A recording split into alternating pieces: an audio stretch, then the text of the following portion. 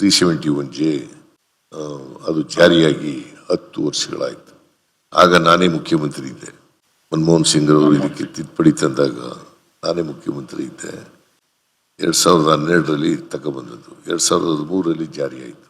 SM Krishna ಅವರು ಪತ್ರ ಬರೀತಾರೆ ಒಂದು ಲಾಲ್ ಕೃಷ್ಣ ಅದ್ವಾನಿ ಅವರಿಗೆ, ಸಂವಿಧಾನವನ್ನು ತಿದ್ದುಪಡಿ ಮಾಡಿ 371 ಆರ್ಟಿಕಲ್ ತಿದ್ದುಪಡಿ ಮಾಡಬೇಕು, ವಿಶೇಷ ಸ್ಥಾನಮಾನ ಕೊಡಬೇಕು ಅಂತ.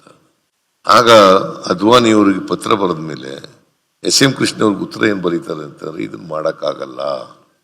ಅದ್ವಾನಿ ಅವ್ರು ಬರೆದದ್ದು ಪತ್ರ ಈಗಲೂ ಇದೆ ನನ್ನ, ಅದ್ವಾನಿ ಅವ್ರು ಬರೆದದ್ದು. ನಾನು ಅಧಿಕಾರಕ್ಕೆ ಬಂದೆ 2013ರಲ್ಲಿ ಮುಖ್ಯಮಂತ್ರಿ ಆದೆ.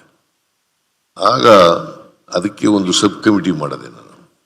ತಿದ್ದುಪಡಿ ಆದಮೇಲೆ ಹೇಗೆ ಜಾರಿ ಮಾಡಬೇಕು ಅಂತಕ್ಕಂಥದ್ದು ಒಂದು ಸಬ್ ಕಮಿಟಿ ಮಾಡಿದೆ.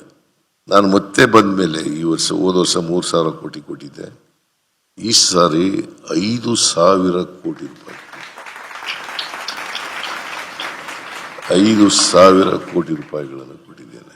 ಅದಕ್ಕೆ ಆಕ್ಷನ್ ಪ್ಲಾನ್ ಎಲ್ಲ ಮಾಡ್ಕೊಂಡಿದ್ದಾರೆ, ಅದು ಖರ್ಚಾಗ್ತಾ ಇದೆ.